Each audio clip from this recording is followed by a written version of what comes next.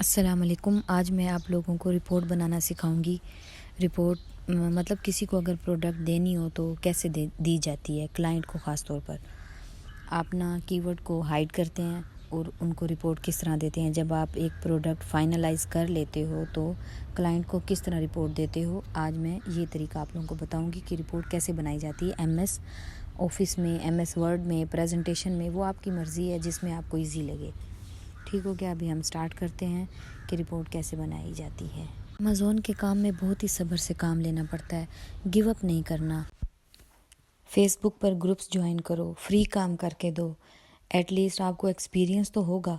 फिर जब आपके नसीब में हुआ क्लाइंट भी मिल जाता है। ये सब चीज़ें आपको पैसे देने वाली हैं। ये हमारी जो प्रोडक्ट हमने हंट की थी वो मैं अब निकाल रही हूँ ताकि हम उसकी एक रिपोर्ट बनाएं। स्कॉट वेज हमने एक प्रोडक्ट फाइनलाइज की थी। अगर जिसने मेरी वो वीडियो नहीं देखी जाके देख सकता है हमने इसको कैसे फाइनलाइज किया। मैन्युअली भी मैंने वीडियो अपलोड की हुई हैं। तो और हीलियम 10 भी। हीलियम 10 तो बहुत ज़रूरी है और इतना एक्सपेंसिव नहीं है। शेयरिंग बेस पर बहुत सस्ता मिल जाता है। कम से कम भी आपको 1000 में मिल जाएगा। 1300 में भी उसका पैकेज है, 1500 में भी है। ये तो ज़रूरी है।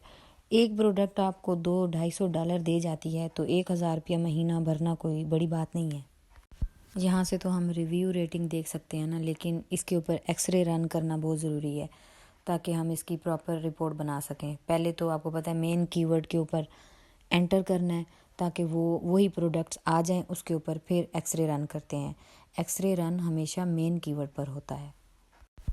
कंपटीटिंग प्रोडक्ट्स इसके जैसे एंटर करेंगे सामने ये आ जाते हैं। इसका मतलब ये है कि इतने लोग इस प्रोडक्ट को बेच रहे हैं। ये 2000 से कम होना चाहिए, 2000 से ऊपर नहीं लेना चाहिए क्योंकि फिर बजट बहुत ज़्यादा होता है और पीपीसी पर भी वेस्ट होता है। आप क्लाइंट को कह सकते हैं कि ऐसी प्रोडक्ट लें जिनका कंपटीशन कम हो।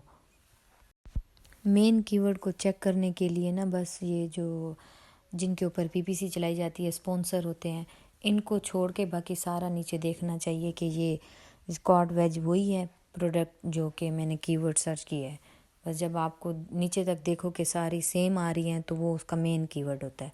बस इसके ऊपर हम एक्सरे रन कर लेंगे अब हीलियम का। ओपन मैंने इसलिए कर रही हूँ कि जो बिगनर्स हैं उनको नज़र आए कि इसका टाइटल कैसे बना हुआ है, पिक्चर कैसे बनी हुई है।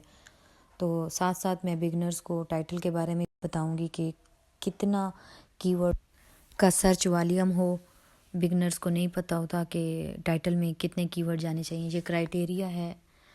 अब इस क्राइटेरिया के मुताबिक हम लिखेंगे। पिछली वीडियो में मैंने क्राइटेरिया पर भी डिस्कस किया हुआ है। ये एमएस वर्ड में मैंने बनाया है। Private label winning product USA. Product का नाम लिखा है, उसका सर्च वॉल्यूम लिखा है, मतलब मेन कीवर्ड मैंने छुपाया हुआ है। बाकी मैंने हर चीज़ देख लें लिखी हुई है क्योंकि जो क्लाइंट होते हैं ना वो मेन कीवर्ड मांगते ही नहीं हैं। वो ये चीज़ें देखते हैं और जो क्लाइंट नहीं होता वो मेन कीवर्ड मांगता है और लेके भाग जाता है। काफ़ी फ्रॉड हमारे साथ भी हुए हैं। तो इंसान सीखता ही है इन चीज़ों से। ये मेरी किचन के ऊपर बनी हुई थी इसलिए कैटेगरी में मैंने किचन लिखा हुआ है। रिपोर्ट एक ही दफ़ा बनानी है, जस्ट इनकी चीज़ें एडिट करते जाना है। अब मैं इसके ऊपर लिख दूँगी स्पोर्ट्स एंड आउटडोर, जिसकी वो है प्रोडक्ट। ठीक हो गया। मतलब ये आपको रिपोर्ट अपने पास एक दफ़ा ही बना के रखनी है। जो भी प्रोडक्ट मिली क्लाइंट को उसकी सारा सर्च वॉल्यूम एक्यूरेट लिख कर सेंड कर देना है। इसमें आप चेंजिंग कर सकते हैं। हीलियम 10 का स्टेटस, किसी के पास जंगल स्काउट है तो वो लिख दे जंगल स्काउट का स्टेटस। किसी के पास कोई भी है, ई ग्रो है, उसका स्टेटस लिख के हमने क्या करना है, जस्ट इधर स्क्रीनशॉट पुट करने हैं।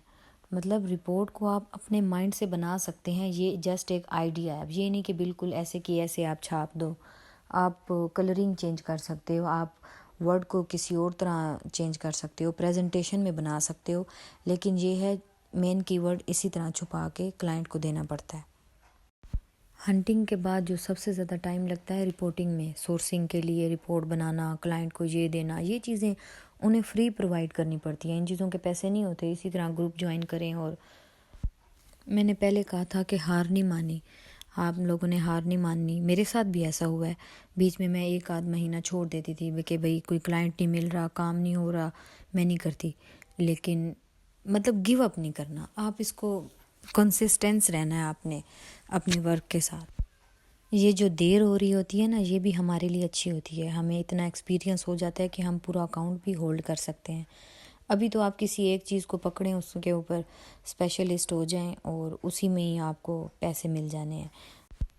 वहाँ से मैंने सर्च वॉल्यूम कॉपी की है और यहाँ पर पेस्ट कर दी है। जैसे मैंने पहले बताया था कि आपने रिपोर्ट बना के रखनी है और कॉपी पेस्ट करना है।